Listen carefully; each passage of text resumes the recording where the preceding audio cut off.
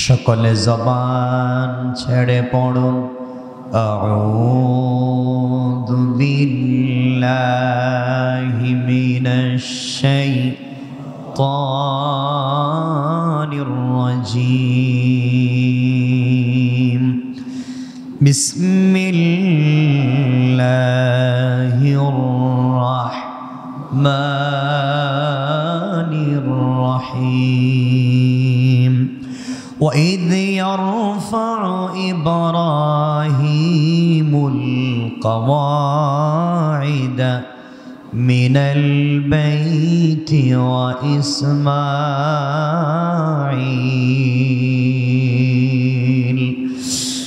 ربنا تقبل منا إنك أنت السميع العليم صدق الله العظيم وصدق رسوله النبي الكريم ونحن على ذلك من الشاهدين والشاكرين والحمد لله رب العالمين আল্লাহ পাকের দরবারে লাখো কোটি শুকর ও সুজুদ যে আল্লাহ রাব্বুল ইজ্জত ওয়াল জালাল আমাদেরকে আজকের এই মুবারক জুমার সালাতে আইয়ামে তাশরিকের দিনে মসজিদে আসবার সুযোগ করে দিয়েছেন। শুকরগুজার হচ্ছি। মুনিবের দরবারে পড়ছি আলহামদুলিল্লাহ। ঈদের কারণে আমরা অনেকেই বাড়িতে, অনেকে গ্রামের বাড়িতে, অনেকেই বলতে সবাই কম বেশ গ্রামের বাড়িতে চলে গিয়েছেন। আমরা যারা আছি বা আসতে পেরেছি, আল্লাহ পাক আমাদেরকে নিয়ে এসেছেন। আবারও পড়ছি আলহামদুলিল্লাহ।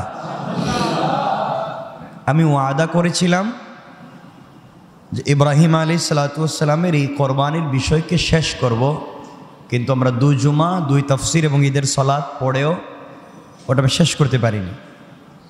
এটা আমি চেষ্টা করছি যে আজকে আমি এটাকে আমরা শেষ করি।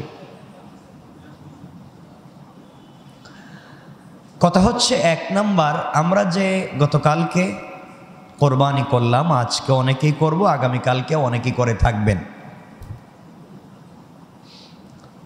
কোরবানি ইসলামের একটা ইতিহাস, সংস্কৃতি, ঐতিহ্য। এটা যে শুধু পশু কোরবানি করা এটা নয়, পশু জবাই যে কেউ করতে পারে। যার পয়সা আছে, যার পয়সা নাই, সবাই চাইলে কোরবানি করতে পারে। কিন্তু আল্লাহর কাছে এই পশু কোরবানি মূলে রয়েছে মানুষের পশুত্বের কোরবানি, মানুষের অন্তরের কোরবানি। পশু কোরবানির মাধ্যমে আল্লাহর কাছে আমরা এটা বোঝাতে চাইলাম যে আল্লাহ তাআলা তোমার হুকুম পালন করতে যেভাবে নিজের ইনকামের টাকা পশু জবাই করে পাবলিকের মুখে, পাবলিকের কাছে গোশত পাঠিয়ে দিয়ে আমি যেভাবে তোমার হুকুম পালন করবার চেষ্টা করছি, তুমি যদি তার চাইতে কঠিন কোনো হুকুম করে থাকো, আমি তোমার হুকুম পালন করতে পারবো। বাহিরের পশু কোরবানি করে আমরা আল্লাহর কাছে এটা বুঝাতে চাই আমাদের অন্তরে একটা পশুত্ব আছে, আমাদের অন্তরে এক ধরনের নির্মমতা আছে। অন্তর থেকে সেই পশুত্বের চরিত্রকে দূর করা লাগবে। আল্লাহর জন্য আমাদেরকে মনোনিবেশ করতে হবে, দ্বীন এবং ইসলাম আমাদের চর্চা করতে হবে, কোরআন এবং সুন্নাহ আমাদেরকে জানতে হবে, সালাত রাসূল যেভাবে পড়েছেন আমাদেরকে সেভাবেই পড়তে হবে। এক কথা রাসূলে পাক সাল্লাল্লাহু আলাইহি ওয়াসাল্লাম যেভাবে ইবাদাত করেছেন, ইবাদাত করতে বলেছেন, এর বিপরীতে কোনো ইবাদাত আল্লাহর কাছে গ্রহণযোগ্য নয়। কথা কি বোঝাতে পেরেছি? কথা কি বুঝতে পেরেছেন? দাড়ি রাখা সুন্নত, দাড়ি রাখা ওয়াজিব। এখন আমি দাড়ি রাখতে রাখতে নাভি পর্যন্ত লম্বা করে ফেলছেন, এটা সুন্নত না, ওয়াজিবও না, আপনি গুনার কাজ করে ফেলতেছেন। কারণ এমন একটা পর্যায়ে আপনি দাড়িকে লম্বা করতে করতে নাভির নিচে নিয়ে গিয়েছেন, হয়তো বা ওযু করতে ওযু হয় না, হয়তো বা ফরজ গোসল করতে গোসল হয় না, তাহলে তো আপনার ইবাদাতই হবে না। কথা কি বুঝতে পেরেছেন?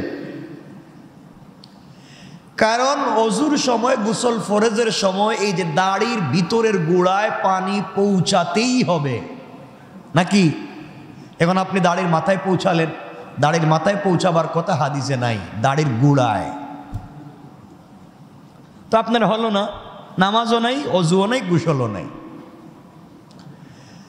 আল্লাহ তাআলা আপনাকে বলেছেন যে আপনি আল্লাহর রাস্তায় দান করেন, কোরবানি করেন। এখন যদি আপনি হারাম টাকা দিয়ে কোরবানি করেন, হারাম টাকা দান করেন, তাহলে সওয়াব হওয়া তো দূরের কথা, মারাত্মক অপরাধ হবে।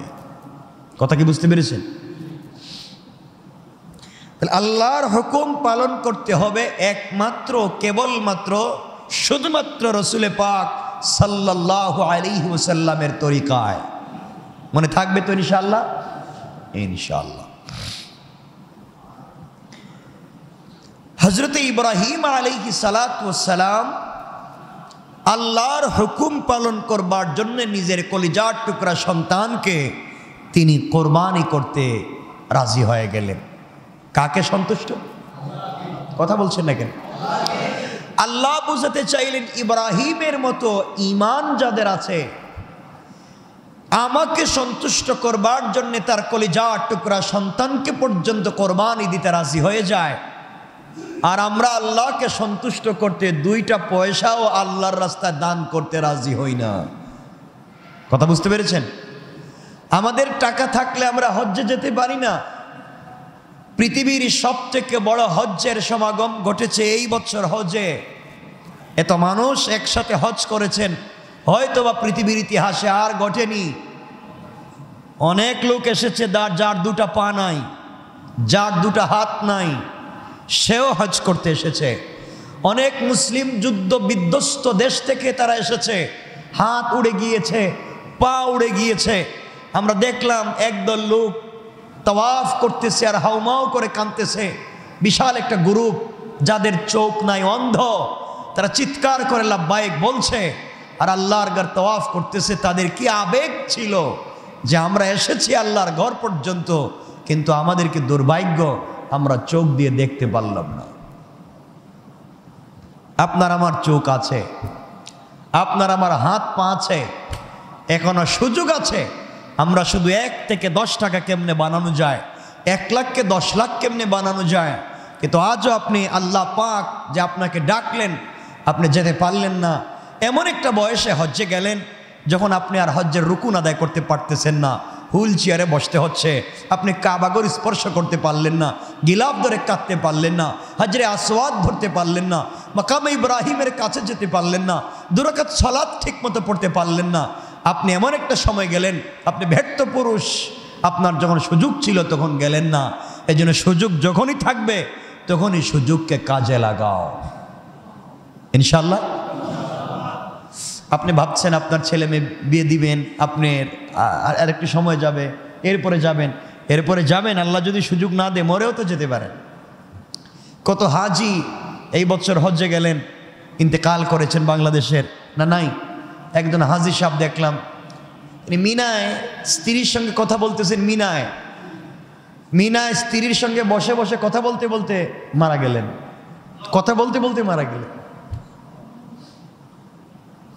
আল্লাহ যেন আমাদেরকে তার ঘরের জন্য কবুল করেন, বলেন আমিন। তো বলতেছিলাম ইব্রাহিম আলাইহিস সালাতু ওয়াস সালাম সন্তুষ্ট করতে চাইলেন কারে? সবাই বলছেন না? আল্লাহকে। আমরা সন্তুষ্ট চাই করতে কাকে? সত্য। আমাদের সকল কাজকর্মে আল্লাহকে সন্তুষ্ট করতে চাই না।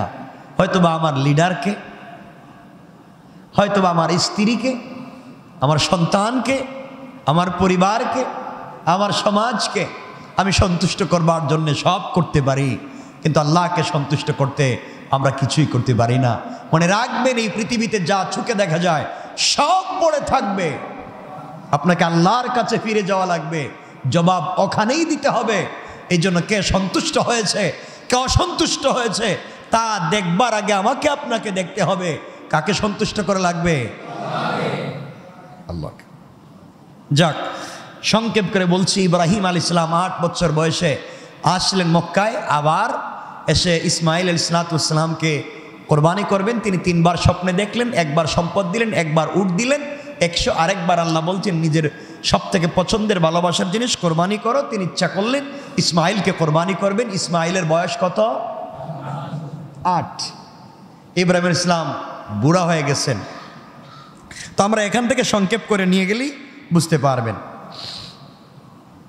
ইব্রাহিম আলাইহিস সালাম সন্তানকে কোরবানি করবার জন্য সন্তানের সঙ্গে পরামর্শ করছেন। তাহলে বোঝা গেল জবরদস্তি করে ইচ্ছার বিরুদ্ধে ক্ষমতা প্রয়োগ করে, বল প্রয়োগ করে আল্লাহর হুকুম পালন করতে বাধ্য করা যায় না। আল্লাহর হুকুম বা পৃথিবীর যে কোনো কাজ তার ইচ্ছার পক্ষে, তার অনুমতি সাপেক্ষে করতে হয়। এজন্য ইসলামের বিধান হচ্ছে, আপনি আপনার মেয়েকে বিয়ে দিবেন, আপনার মেয়ে প্রাপ্ত বয়স্কা, আপনি আপনার মেয়ের অনুমতি ছাড়া আপনি পিতা, আপনি পরিবার বিয়ে দিতে পারেন না। কথা বুঝতে পেরেছেন?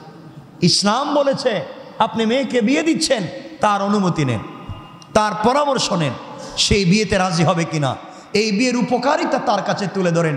ইসলাম বলেছে আপনি মেয়ের অনুমতি নেবেন আর আপনি মেয়ের অনুমতি নিচ্ছেন না। আপনি বাবা, আপনি পরিবার, আপনি নিজের স্বার্থে আপনার মেয়েকে ইউরোপ আমেরিকা পাঠাবেন, আপনার মেয়ের জন্য বুড়ো একটা জামাই পাইলেন, টাকা পয়সা আছে, আপনি 16, 17, 18, 19 বছরের মেয়েকে বিয়ে দিতে বাধ্য করছেন। আপনি চমৎকার হারাম কাজ করে যাচ্ছেন। কথা বুঝতে পেরেছেন? মনে রাখবেন, হযরত ইব্রাহিম আলাইহিস সালামও তার ছেলে ইসমাইলের সঙ্গে পরামর্শ করলেন। 8 বছরের ছেলে। কোরআনে কারীমের 37 নম্বর সূরা, সূরা সাফফাতের 102 নম্বর আয়াত থেকে আল্লাহ রাব্বুল ইজ্জত ওয়াল জালাল বললেন, আল্লাহ রাব্বুল ইজ্জত ওয়াল জালাল বললেন, ক্বালা ইয়া বুনাইয়া ইন্নী আরা ফিল মানামি আন্নী আযবাহুকা ফানজুর মাযা তারা। ইব্রাহিম আলাইহিস সালাম কলিজার টুকরা সন্তানকে জড়িয়ে ধরলেন, কপালে চুম্বন করলেন আর ডাক দিয়ে বললেন, বাবা, আল্লাহ তাআলা আমাকে পরামর্শ দিয়েছেন, স্বপ্নে আমি দেখেছি তোমার সঙ্গে আমি কথা বলতে চাই। 3 দিন 4 দিন হয়েছে বাবার সঙ্গে ইসমাইলের সাক্ষাৎ হয়েছে।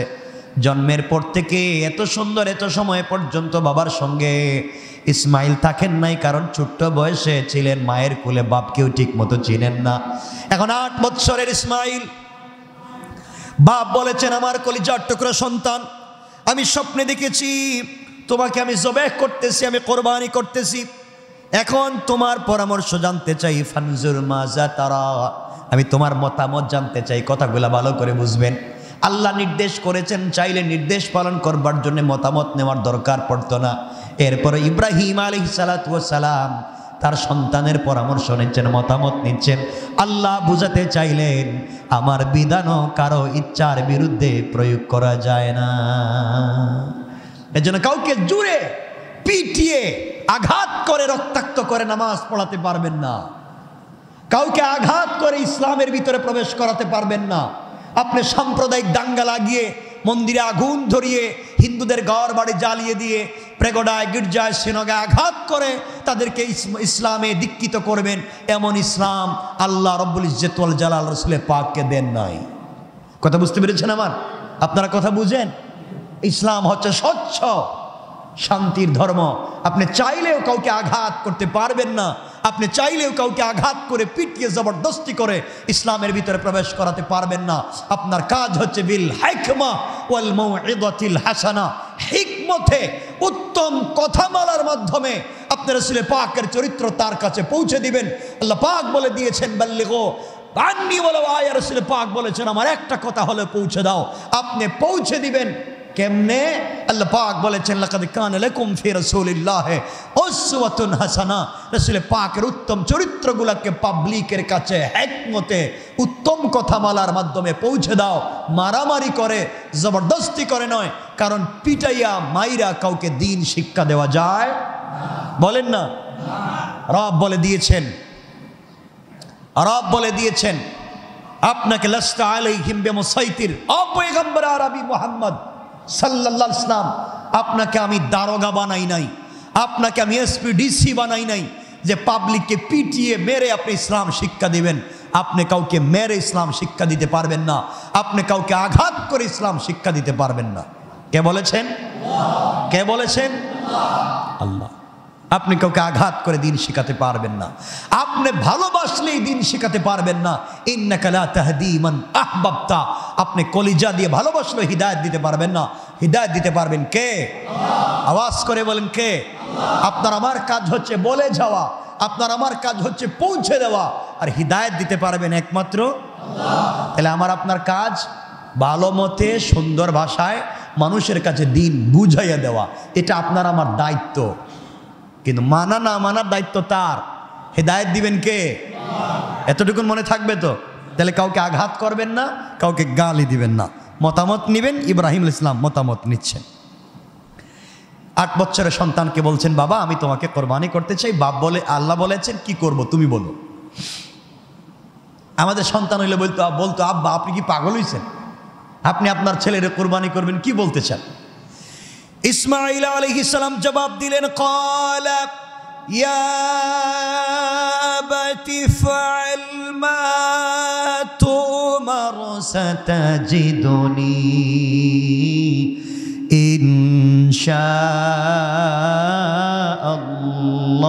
ইনশাআল্লাহু মিনাস সাবিরিন।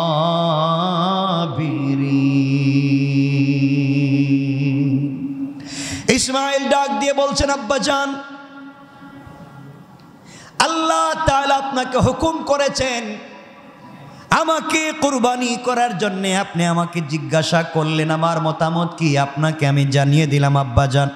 হ্যাঁ আমার পিতা, আপনি আল্লাহর হুকুম পালন করতে বিন্দু মাত্র পিছপা হবেন না। সন্তানকে বৃদ্ধ বয়সে পেয়েছেন বিদায় ভিতরে দুর্বলতা এনে কাঁদবেন না।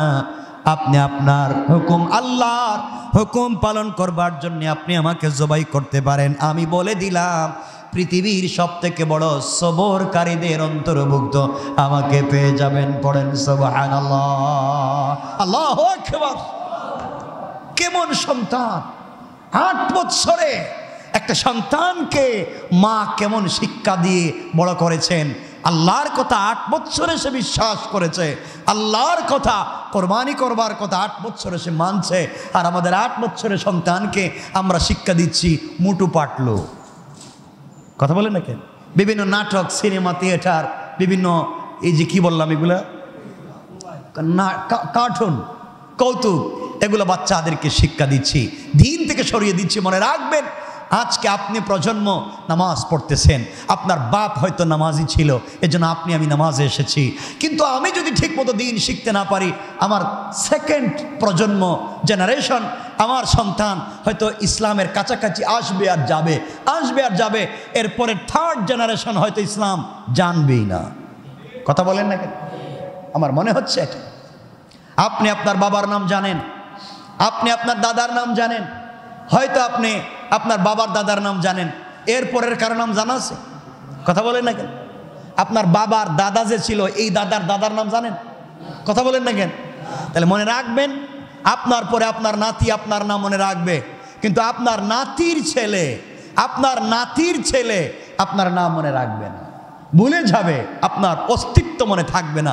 তাইলে আপনি কি 3 পুরুষের পরে তো আপনার অস্তিত্বই সমাজে নাই। এর জন্য মনে রাখবেন আমরা চলার পথে মনে রাখবো কাকে? কাকে? আল্লাহকে।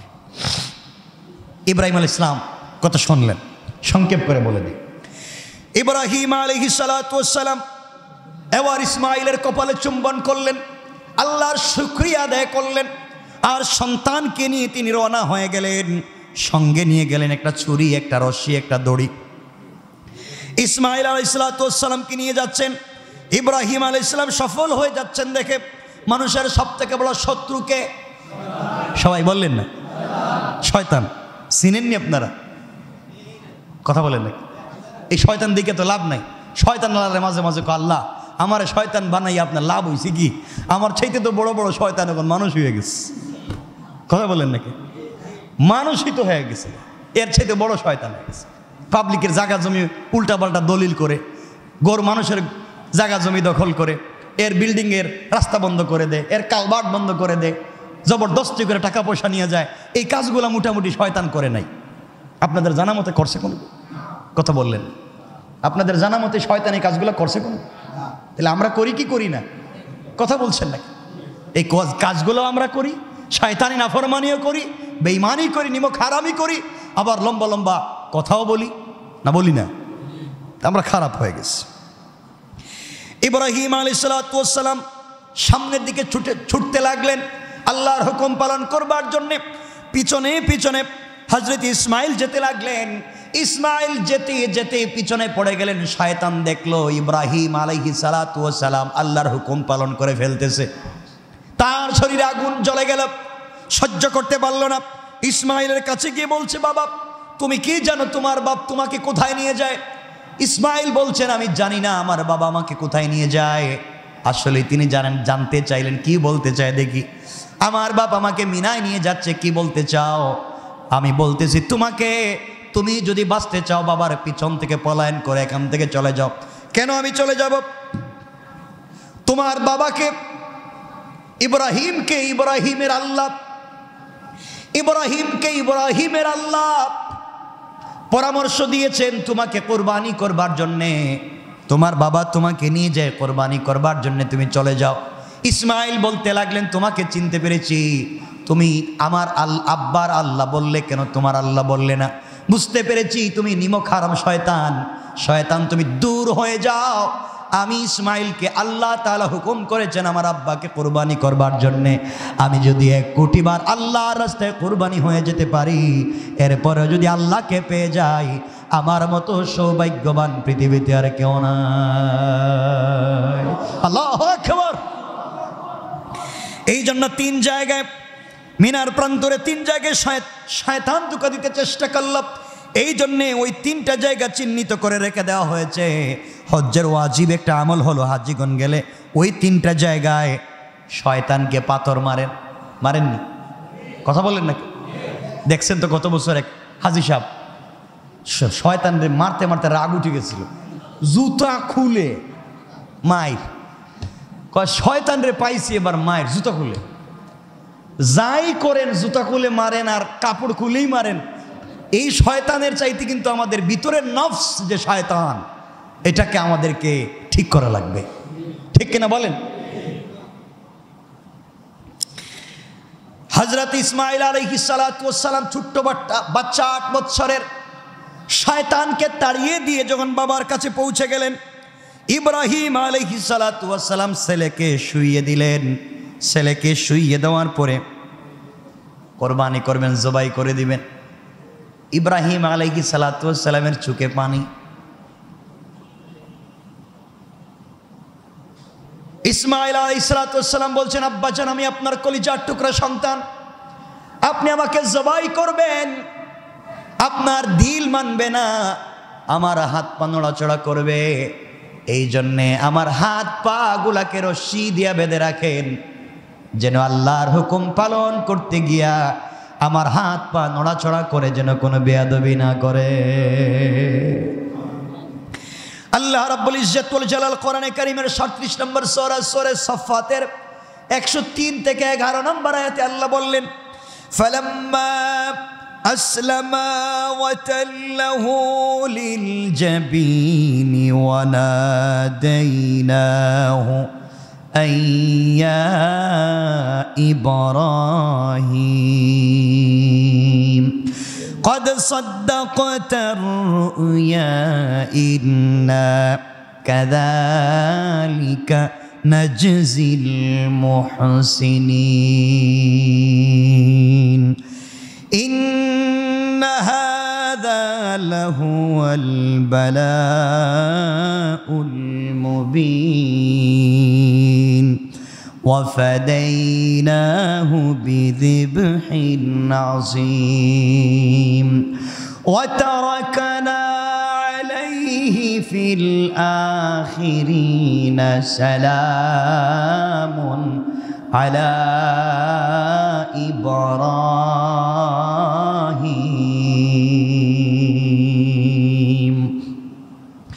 كذلك نجزي المحسنين إنه من عبادنا المؤمنين আমার মুসলমান বন্ধুগণ আল্লাহ রাব্বুল ইজ্জতুল জালাল বললেন ওরা দুজন যখন আমার আনুগত্য প্রকাশ করলো ইসমাইল কুরবানি হওয়ার জন্য রাজি হয়ে গেল আর ইব্রাহিম কুরবানি করবার জন্য রাজি হয়ে গেল ওরা যখন দুজন আনুগত্য প্রকাশ করলো ইব্রাহিম তার পুত্রকে কাত করে শুইয়ে দিলেন তখন আমি তাকে ডেকে বললাম হে ইব্রাহিম তুমি স্বপ্নাদেশ সত্যি সত্যি পালন করেছো এভাবেই আমি নেককারদেরকে পুরস্কৃত করে থাকি নিশ্চয় এটা ছিল সুস্পষ্ট পরীক্ষা আমি তাকে মুক্ত করলাম এক বড় কুরবানির জন্তুর বিনিময়ে বিষয়টি পরবর্তীকালের মানুষের জন্য স্মৃতি হিসাবে রেখে দিলাম ইব্রাহিমের উপরে শান্তি বর্ষিত হোক এইভাবে আমি নেককারদেরকে পুরস্কৃত করে থাকি কেমনে কেমনে সংক্ষেপ করে 2-3 মিনিটে আপনাদেরকে ছোট্ট করে ঘটনা বলে দিই ইব্রাহিম আলাইহিস সালাতু ওয়াস সালাম শুইয়ে দিলেন ইসমাইলকে গলায় ছুরি লাগালেন গলায় ছুরি লাগিয়ে একজন পয়গম্বর শরীরে কত শক্তি এর মধ্যে ছুরিকে তরবারিকে ধার করলেন ছুরিকে কোনো জায়গায় পাথরের উপরে আঘাত করলেন পাথর 2 টুকরা হয়ে যায় কিন্তু ইসমাইলের গলাটা কাটতে পারতেছেন না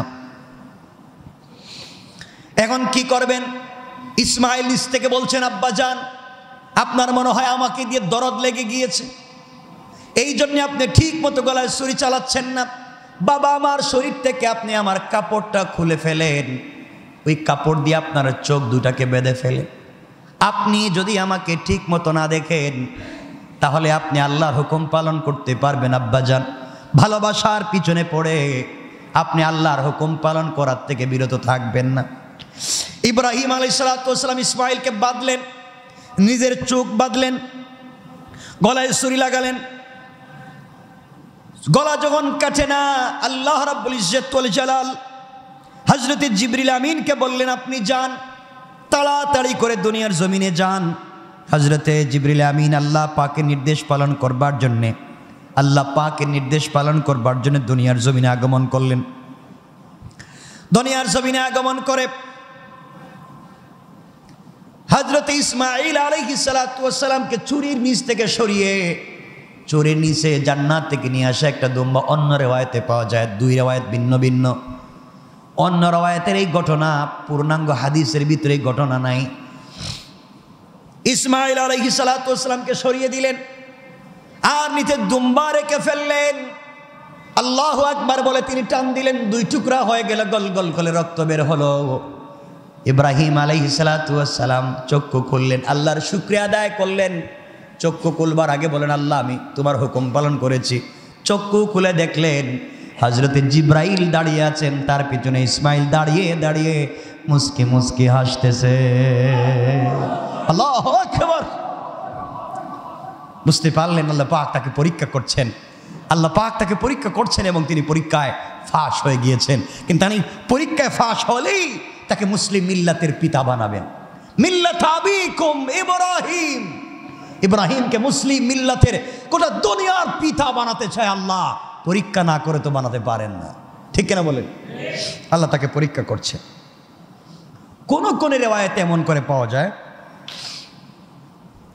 ইব্রাহিম আলাইহিস সালাম যখন ছেলে ইসমাইলের গলা কাটতে পারতেছেন না তখন বারবার চেষ্টা করে যখন গলা কাটতে পারতেছেন না নিজের চুক বেঁধে গলায় যখন পুষ দিতে লাগলেন, আসমান থেকে হজরতে জিবরিল আমিন দুম্বা নিয়ে আসতেছেন।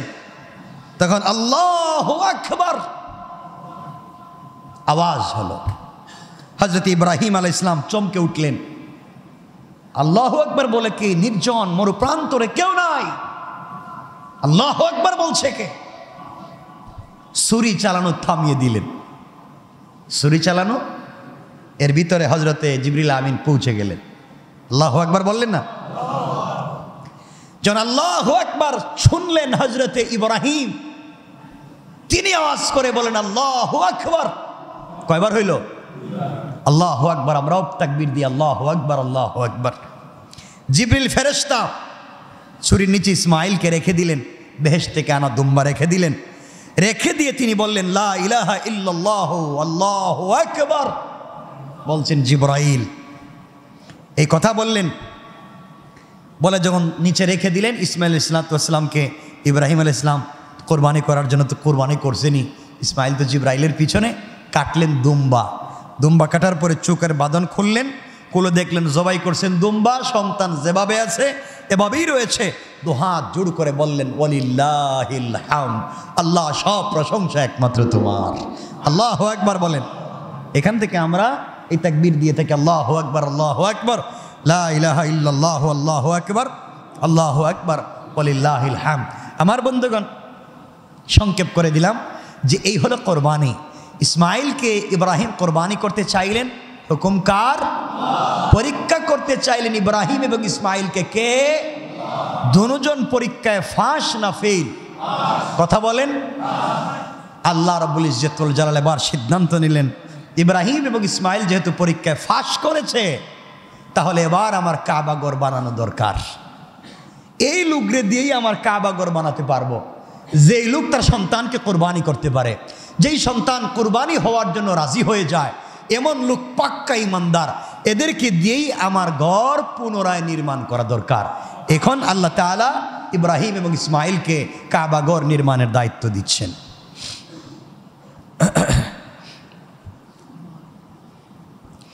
হযরত ইব্রাহিম আলাইহিস সালাতু ওয়াস সালাম ইসমাইলকে বাড়িতে পৌঁছে দিলেন, দিয়ে আবার নিজের বাড়ি পৌঁছে গেলেন। নিজের বাড়ি কই মনে আছে? সিরিয়া। সিরিয়ায় হজরত ইব্রাহিম চলে গেলেন তার প্রথম স্ত্রী হজরতে সারার কাছে। কিছুদিন এখানে থাকবার পরে জিবরিল আমিন এসে বললেন ইব্রাহিম আলাইহিস সালামকে, আপনি কাবা ঘর নির্মাণ করবেন, আল্লাহ আপনাকে হুকুম করেছেন। ইব্রাহিম বলছেন আমি কোথায় নির্মাণ করব কাবা ঘর? জিবরিল আমিন ইব্রাহিম আলাইহিস সালামকে সেই জায়গাটাও দেখিয়ে দিলেন। আদম দুনিয়া অবতরণ করে ইবাদতের জন্য সর্বপ্রথম যে ঘরটা মানুষের ইবাদতের জন্য নির্মাণ করেছিলেন, নূহ আলাইহিস সালামের প্লাবনের সময় নিশ্চিহ্ন হয়ে গিয়েছিল, দাগ মুছে গিয়েছিল, মাটির নিচে পড়ে গিয়েছিল চাপা। জিবরিল আমিন মাটির নিচ থেকে বের করলেন জায়গাটা, বলেন এই যে আল্লাহ আদমকে দিয়ে বানিয়েছিলেন এই ঘর, এই ঘরের পুরো উপরে বাইতুল মামুর, এটা নূহ আলাইহিস সালামের প্লাবনে ধ্বংস হয়ে গিয়েছিল, আপনি এখানেই সুজা সুজে এই জায়গায় আবার নির্মাণ করেন। সুবহানাল্লাহ বলেন। ইব্রাহিম আলাইহিস সালাম কাবা ঘর নির্মাণ করতে যাইবেন। আচ্ছা, একটা ঘরের কাজ করতে গেলে একজনে পারে? একজন মিস্ত্রির সাথে কি লাগে? যুগলি লাগে। তো ইব্রাহিম আলাইহিস সালাম তো আর কেউ নাই, আল্লাহর কাছে বলছিলেন আল্লাহ আমি কি একা একা ঘর বানাবো? আল্লাহ বলছেন না, সাথে ইসমাইলের রাখো। ইসমাইল আলাইহিস সালাম মাল মশলা যা লাগে এগুলো বানায় দিতেছেন। বাপ পাথর দিয়ে গাঁথুনি দিয়ে দিয়ে এই যে আপনারা আমরা কাবা ঘর দেখি, এই কাবা ঘরটা বানানো হচ্ছে। সুবহানাল্লাহ বলেন। এখানে ইব্রাহিমের হাত, ইসমাইলের হাত লেগেছে, কাবা ঘর নির্মাণ হতে লাগলো। আস্তে আস্তে গৃহের দেওয়াল যখন উঁচা হয়ে গেল, তখন ইব্রাহিম আলাইহিস সালাম ওই যে উঁচার উপরে পাথর লাগাতে পারতেছেন না, কারণ উঁচা হয়ে গেছে, পারতেছেন না। আল্লাহর কাছে বলছেন আল্লাহ আমি এখন কি করবো, আমি তো এই জায়গা নাগাল পাই না। আল্লাহ বলছেন দেখো তোমার আশেপাশে একটা বড় পাথর আছে। ইব্রাহিম বললেন ঠিকই তো একটা পাথর আছে। আল্লাহ বলছেন ইব্রাহিম এই পাথরকে গড়াইয়া যেখানে কাজ করতেছে ওয়ালের কাছে আনো। ইব্রাহিম আলাইহিস সালাম নিয়ে আসলেন। আল্লাহ বলেন এই পাথরের উপরে দাঁড়াও। আল্লাহ দাঁড়াইলাম। দেখো নাগাল পাওনি, কয় কিছু পাইছি, কিছু কাজ করছি। আল্লাহ এটা তো নাগাল আর পাই না। আল্লাহ বলছেন তুমি দাঁড়াও। ইব্রাহিম আলাইহিস সালাম পাথরে দাঁড়ালেন, অটোমেটিক লিফটের মতো পাথর উপরের দিকে উঠতে লাগলো। আল্লাহু আকবার। এটাই হচ্ছে মুআজিজা। পাথর উপরের দিকে উঠতে লাগলো। ঘর নির্মাণ হয়ে গেল। মোটামুটি এই জায়গা পাথর উপরে উঠে নিচে নামে। এই পাথরের নাম কি, যেটাকে আমরা চিনি মাকামে ইব্রাহিম। ইব্রাহিম আলাইহিস সালামের দেখবেন দুইটা পায়ের এইভাবে বিশাল বড় ছাপ, মানে গর্ত হয়ে গেছে। এটা পাথরের উপরে গর্ত হয়ে গেছে। আল্লাহু আকবার। এজন্য এই 1 ইঞ্চি 1.5 ইঞ্চি গভীর যেটা এর আশেপাশে 2 রাকাত নামাজ পড়তে হয় নাকি না, পড়া লাগে না? কিন্তু এখানে যদি নাই ঢুকতে পারেন, এই বয়সে যান, যেই বয়সে ধাক্কাই আপনার চালাইতে হয়, তো এই বয়সে নামাজ পড়বেন কেমনি এখানে গিয়ে? আপনাকে তো বিভিন্ন দেশের, যেমন আফ্রিকার মহিলারা যদি ধাক্কা দেয় তো 2-4 কিলোমিটার পিছনে বালাই দিতে পারে। তাহলে আপনি এখানে কেমনে নামাজ পড়বেন? এর জন্য জওয়ান বয়সে যান, শক্তিশালী যে বয়সে শক্তি আছে এই বয়সে যান। আল্লাহ যেন আমাদেরকে কবুল করেন।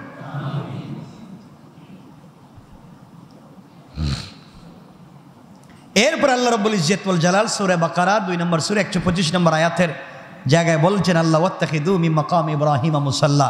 আল্লাহ বলছেন তোমরা এক কাজ করো, মাকামে ইব্রাহিমকে নামাজের জায়গা বানাও। এজন্য ইব্রাহিম আলাইহিস সালাতু ওয়াস সালাম এই জায়গায় যে নামাজ পড়লেন, আমরা ওখানে গিয়ে নামাজ পড়ি। কয় রাকাত নামাজ পড়বো? আল্লাহ রাব্বুল ইজ্জত ওয়াল জালাল আমার তেলাওয়াতকৃত আলোচ্য আয়াতে বলছেন, ওয়া ইয ইয়ারফাউ ইব্রাহিমুল কাওয়াইদা মিনাল বাইতি ওয়া ইসমাঈল। এখন আল্লাহ রাব্বুল ইজ্জত ওয়াল জালাল পরিষ্কার করে দিলেন, স্মরণ করো যখন ইব্রাহিম এবং ইসমাঈলকে কাবার ভিত্তি উঁচা করছিল ইব্রাহিম এবং ইসমাঈল, তখন কি ঘটেছিল ওই কথাকে স্মরণ করো। এখানে এই যে উঁচা দেওয়াল হলো, কাবাগর নির্মাণ হলো, পৃথিবীতে প্রথম মানুষটির বসবাসের সময় থেকে আজকে পর্যন্ত এই ঘর চলে আসতেছে। নূহ আলাইহিস সালামের প্লাবনে ধ্বংস হয়ে গিয়েছে, ইব্রাহিম ইসমাঈল তাকে আবার নির্মাণ করলেন। কাবাগর যখন নির্মাণ হয়ে গেল, কি ঘর? ইব্রাহিম ইসমাঈল বলেছেন, আল্লাহ কাবাগর তো নির্মাণ হয়েছে, এখন কি করতাম? ইসমাঈল বলছেন, আব্বা আমরা যে ঘর বানাইতেছি এটা দিয়ে কি হবে? ইব্রাহিম বলছেন, ঘর বানানো শেষ, এবার চলো দুজনে আল্লাহর কাছে দোয়া করি, দেখি কি হয়।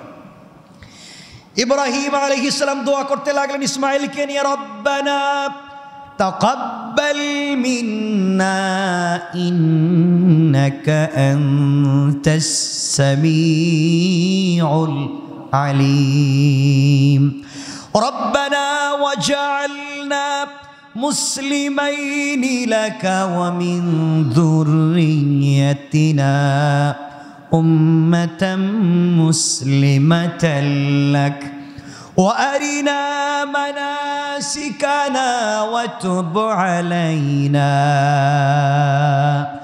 ইন্নাকা আনতাত তাওয়াবুর রহিম, রব্বানা ওয়াবআথ ফীহিম রাসূলাম মিনহুম ইয়াতলু আলাইহিম আয়াতিকা ওয়া ইউআল্লিমুহুমুল কিতাবা ওয়াল হিকমা ওয়া ইউযাক্কিহিম ইন্নাকা আনতাল আজিজুল হাকীম। আল্লাহু আকবার। ইব্রাহিম ইসমাঈল দোয়া করলেন আর বললেন, হে আমাদের পালনকর্তা, আমাদের এই কাজগুলা গ্রহণ করুন। আমরা কাবাগর তৈরি করেছি, আমাদের এই কাজগুলাকে আপনি কবুল করুন। নিশ্চয় আপনি সব কিছু শুনেন, সব কিছু জানেন। আমরা কি করেছি, কি কথা বলেছি, আপনি সব শুনেন, সব জানেন। হে আমাদের পালনকর্তা, আমাদের দুজনকে আপনার অনুগত রাখুন। আমাকে, আমার পুত্র ইসমাঈলকে তোমার অনুগত হিসাবে কবুল করুন। আমাদের বংশধর থেকে আপনার এক অনুগত উম্মত তৈরি করে দেন। কান সুবহানাল্লাহ। এখন কথা হচ্ছে এখানে, কথাটা মনে রাখবেন, কথাটা মনে রাখবেন, এটাই জরুরি কথা পুরো আলোচনা।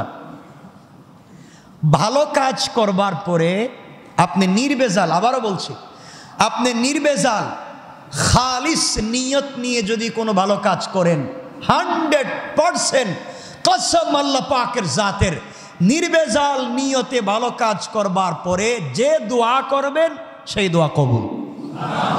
সবাই বললেন না সুবহানাল্লাহ? আপনাকে আবারও বলছি, নির্বেজাল খাঁটি নিয়তে, একবারে খাঁটি নিয়তে যদি কোনো ভালো কাজ করেন, ছোট থেকে ছোট, আর এই ভালো কাজ করার পরে যদি আপনি হাত উঠে দোয়া করেন, আপনার দোয়া কবুল। ইব্রাহিম ইসমাইল কি বানাইছেন? কাবাগর। কি বানাইছেন? তাহলে কাবাগর বানানো খারাপ কাজ না ভালো কাজ? নির্বেজাল ভালো কাজ। এই ভালো কাজ করে এখন দোয়া করতেছেন আল্লাহর কাছে। আপনারা কি বলেন, দোয়া কবুল হবে না? দোয়া করতেছেন, আল্লাহ আমাকে আর ইসমাইলকে আপনার অনুগত বান্দা বানান। 1 নম্বর দোয়া। 2 নম্বর কত বড় দোয়া করছেন, আল্লাহ আমার এবং আমার সন্তানের, মানে আমাদের বংশধর থেকে একটা উম্মত বানান, একটা জাতি বানান। সুবহানাল্লাহ বললেন না? এবং আমাদেরকে আপনি ইবাদতের নিয়ম পদ্ধতি শিক্ষা দিন, আমাদের প্রতি ক্ষমাশীল হন, আপনি অত্যন্ত ক্ষমাশীল, এগুলা বলতেছেন। এরপরে বলছেন, হে আমাদের রব। দেখেন, আগে বলছেন আমাদেরকে আপনার অনুগত বানান, এরপরে বলছেন আমাদের মধ্য থেকে, আমাদের বংশধর থেকে একটা জাতি বানান। কয়টা কথা?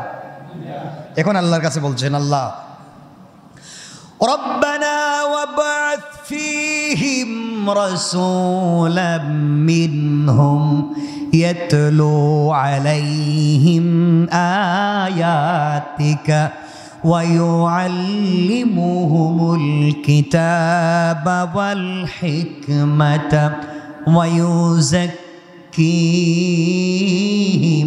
আয় আল্লাহ তাআলা, আপনার কাছে চাইলাম আমাদের মধ্য থেকে এমন একজন রাসূল আপনি প্রেরণ করে দেন, আমাদের মধ্য থেকে, আমাদের বংশধর থেকে এমন একজন রাসূল আপনি প্রেরণ করে দেন। নবী শুধু বলেন নাই, নবী বলেন নাই, বলেছেন রাসূল।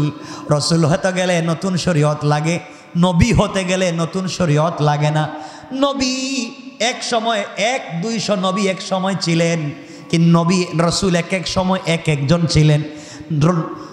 নবী এই গ্রামের একজন নবী, ওই গ্রামের একজন নবী, এই দেশে একজন নবী, ওই দেশে একজন নবী।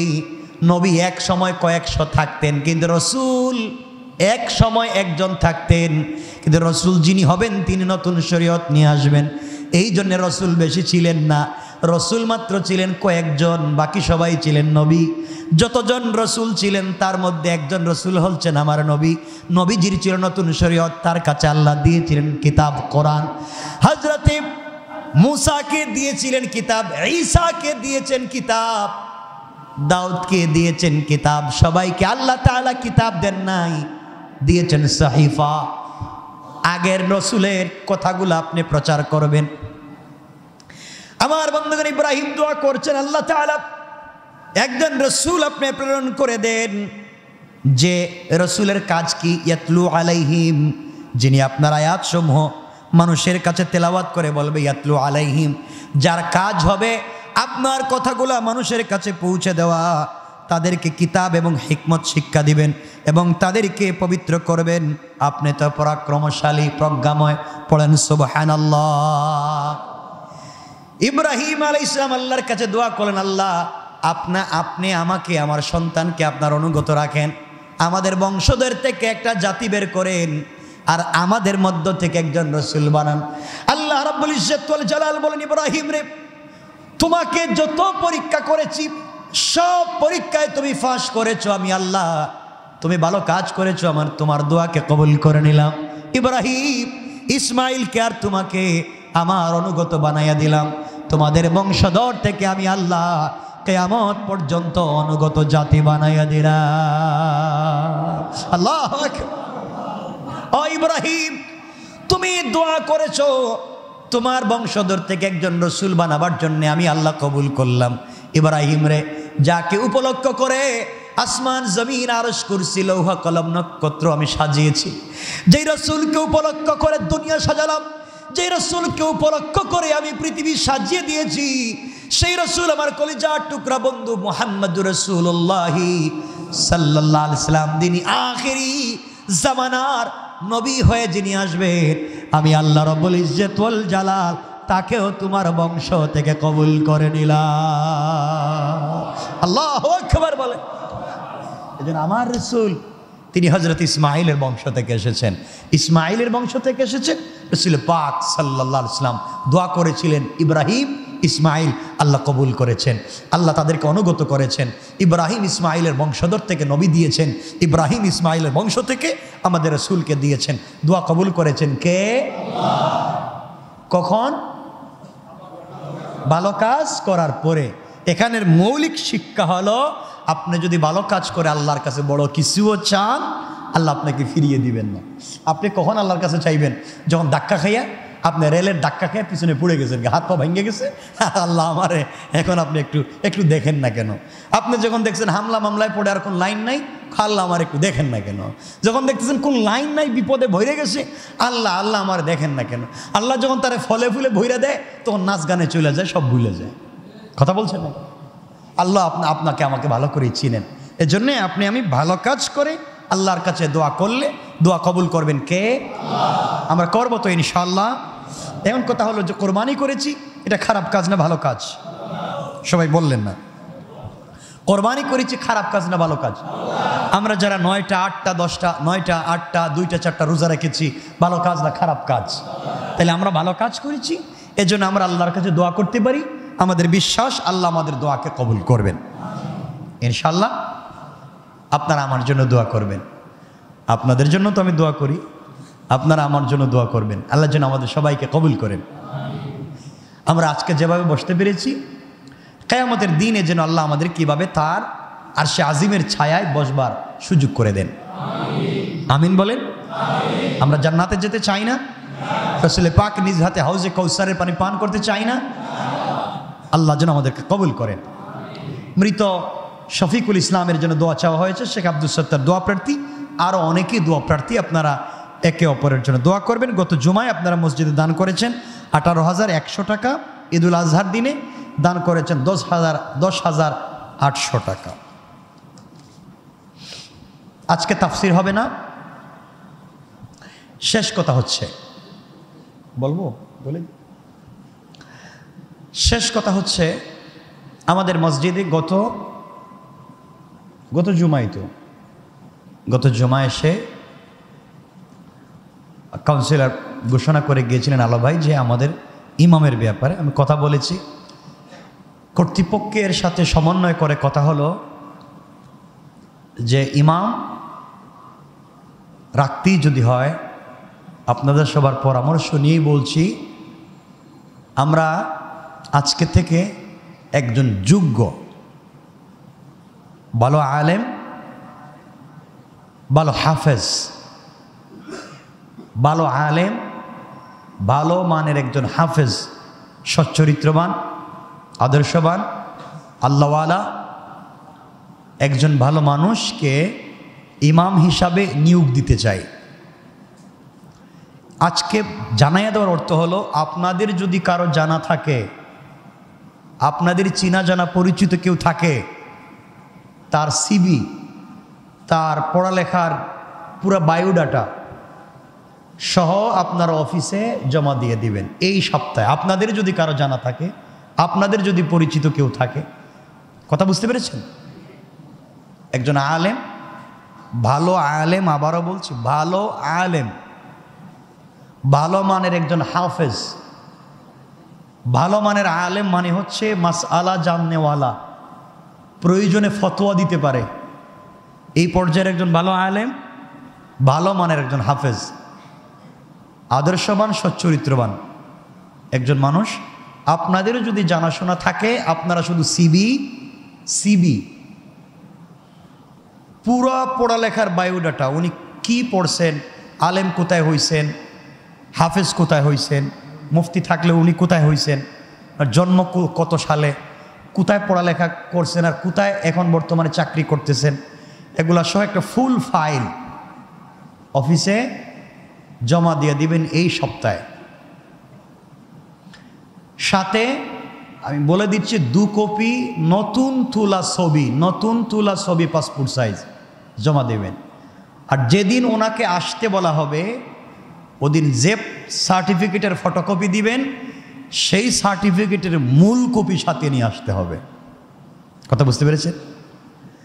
যে সার্টিফিকেট নিয়ে আসবে সেই সার্টিফিকেটের মূল কপি সাথে করে নিয়ে আসতে হবে। আসলে পরে যাদের সার্টিফিকেট দেখে গ্রহণযোগ্য মনে হবে তাদের সমন্বয়ে 5 জন হোক 10 জন হোক, আমাদের এই নারিন্দা ওয়ারির যত আলেম আছেন, মসজিদের খতিব ইমাম, তাদের সমন্বয়ে বোর্ড বসে পরীক্ষার মাধ্যমে যাকে পছন্দ হবে তাকে রাখা হবে। ঠিক আছে না কথাটা? যাকে পছন্দ হবে, যার তেলাওয়াত, যার ইলমি হাইসিয়ত, যার গুণাগুণ, যার আদর্শ, যার অভিজ্ঞতার, যার যোগ্যতায় কন্ডিশন বিল্ড আপ হবে, থাকবার মতো থাকবে, সবার সমন্বয়ে পরীক্ষার মাধ্যমে যে হবে সেই থাকবে ইনশাল্লাহ। এতে আপনারা অংশগ্রহণ করবেন। মোটামুটি আজকে জানাইয়া দিলাম, আপনারা এটা মাথায় রাখবেন। আর যদি থাকে আমাদের অফিসে পাঠিয়ে দিবেন। এটাই তো, অফিসে পাঠিয়ে দিবেন। মুজিবুর ভাই আছেন, মিঠু ভাই আছেন, আমাদের ইয়ার মোহাম্মদ ভাই আছেন, তাদেরকে পাইলে তো তাদেরকে পাঠিয়ে দিবেন সরাসরি অফিসে। যাকে পাবেন জাস্ট সিবি ফাইল বানাইয়া ফাইলটা পাঠিয়ে দিবেন। আপনি কিছু বলার দরকার নেই, ফাইল পাঠিয়ে দিবেন। ফাইল দেখে যদি প্রয়োজন মনে হয় টেলিফোন করে বলা হবে আসার জন্য। কথা ঠিক আছে তো ইনশাল্লাহ? ইনশাল্লাহ আল্লাহ যেন কবুল করেন। اللهم صل على محمد وعلى ال محمد كما صليت وسلمت على ابراهيم وعلى ال ابراهيم انك حميد مجيد। আমরা এটা আশা করব কোন পত্রিকায় বিজ্ঞপ্তি বা অনলাইনে আমরা একটা বিজ্ঞপ্তিও দিয়ে দিব, যেন এরপরেও সবাই জানতে পারে যেটা হচ্ছে। আস্তাগফিরুল্লাহ ইন্নাল্লাহ গফুরুর রহিম। আস্তাগফিরুল্লাহ আল্লাযী লা ইলাহা ইল্লা হুয়াল হাইয়ুল কাইয়্যুম ওয়া আতুবু ইলাইহি লা হাওলা ওয়ালা কুওয়াতা ইল্লা বিল্লাহিল আলিয়্যিল আযীম। আর আপনারা আমার জন্য দোয়া করবেন। লম্বা সময় তো হয়ে গেছে, অনেক দিন ধরে আমিও তো থাকতেছি, মোটামুটি কম বেশ 8 বছর হয়ে গেছে। 16 থেকে 2023 কখন কোথায় থাকি নিজেও তো জানি না। যেখানেই থাকবো আমার জন্য দোয়া করবেন, আপনাদের জন্য দিল থেকে দোয়া থাকবে। আল্লাহ যেন আমাদের সবাইকে ভালো রাখে, কিয়ামতের দিন আবার দেখা করায় দেয়। মনে থাকবে তো ইনশাল্লাহ? আমার জন্য একটু মন খুলে দোয়া করবেন, আমিও আপনাদের জন্য দোয়া করি। আল্লাহুম্মা আমিন। ربنا ظلمنا أنفسنا وإن لم تغفر لنا وترحمنا لنكونن من الخاسرين ربنا آتنا في الدنيا حسنة وفي الآخرة حسنة وقنا عذاب النار وادخلنا الجنة مع المتقين والأبرار اللهم اغفر لنا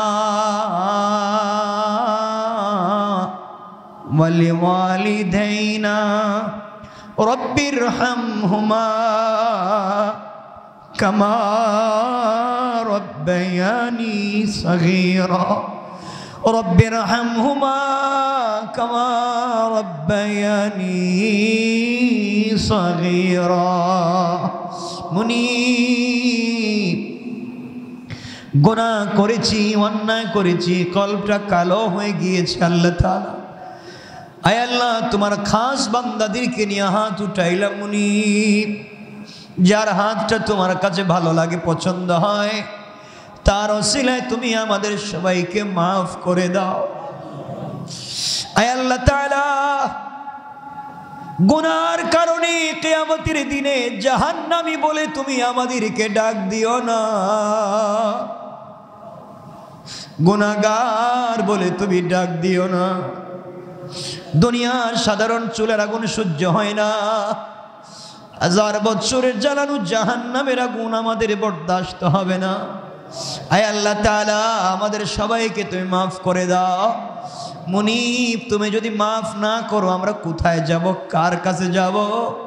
তুমি ছাড়া যে আমাদের যাওয়ার কোনো জায়গা নাই।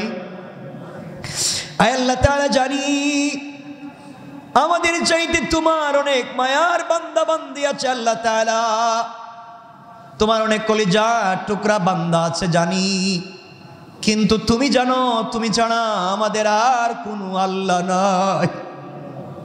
তুমি ছাড়া কার কাছে যাব, কার কাছে হাত উঠাবো, কার কাছে চাইব? আয় আল্লাহ, ভুল করলেও তোমার গোলাম, ভালো করলেও তোমার গোলাম।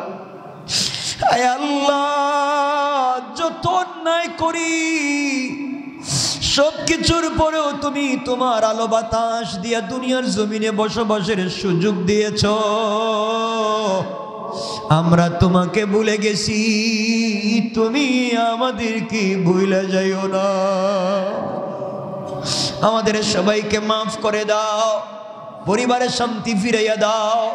তোমার পায়ে ধরে বলছে, সন্তানদেরকে আমাদের আলিম বানাও, হাফেজ বানাও, দুনিয়ার অন্যায় থেকে বাঁচাইয়া দাও। আয় আল্লাহ তাআলা, এইদের দিনগুলোতে আমাদের যাদের মা বাবা নাই, বাবাকে জড়াইয়া ধরতে পারলাম না, বাবাকে নিয়ে একসাথে বসে আনন্দ করতে পারলাম না, আমাদের যাদের মা বাবা নাই, আল্লাহ আমাদের হাতের দিকে তাকাইয়া কবর থেকে ডাক দিয়া বলছে, বাবারে দুনিয়ায় রেখে এসেছি, তোমরা তোমাদের সন্তানদেরকে নিয়ে আনন্দ করো, কিন্তু মা বাপকে কেন ভুলে যাও? আয় আল্লাহ, আমরা আমাদের মা বাপকে স্মরণ করলাম, মা বাবার কবরটাকে জান্নাত বানাইয়া দাও। আমাদের যাদের মা বাপ বেঁচে আছেন, হায়াত বাড়াইয়া দাও। আমাদের পক্ষ থেকে লাখো কোটি দুরুদ ও সালামের হাদিয়া রসুলে পাকের রূহ মুবারকে পৌঁছাইয়া দাও। হায়াতে বরকত দাও, রিজিক দাও, হালাল করে রিজিক দাও।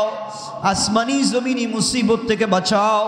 মানুষ শয়তান জিন শয়তানের तमाम ওয়াসওয়াসা খারাপি থেকে বাঁচাও। সাল্লাল্লাহু তাআলা আলা নবী ওয়া আলা আলিহি ওয়া সাহবিহি আজমাইন ওয়ারহামনা মাআহুম বিরহমাতিকা ইয়া আরহামার রাহিমিন।